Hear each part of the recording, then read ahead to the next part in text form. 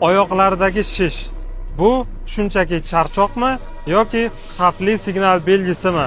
Ko'pchilik kun oxirida oyoqdagi shishlarni noto'g'ri poyafzal yoki kun davomida tik turib ishlash bilan bog'laydi. Albatta, bu sabablar ham bor. Ammo bu yurak yetishmovchiligi belgisi ham bo'lishi mumkin. Oyoqdagi shishlar yurak yetishmovchiligining asosiy belgisidir.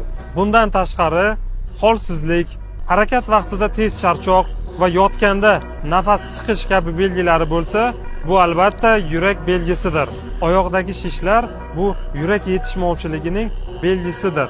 Ya'ni yurak qonni yetarlicha hayday olmayapti va u to'qimalarda, ayniqsa oyoqda suyuqlik, qon qolib ketishi natijasida shishlar paydo bo'ladi. Qachon e'tiborli bo'lish kerak?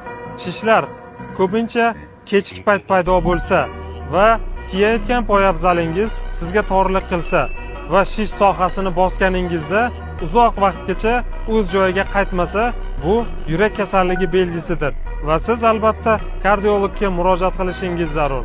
Agar sizga kardiolog maslahati kerak bo'lsa, quyidagi raqamlarga murojaat qiling. Ushbu videoni oyog'i tez-tez shishadigan tanishingizga yuborib qo'ying. Sog'ligingizga befarq bo'lmang.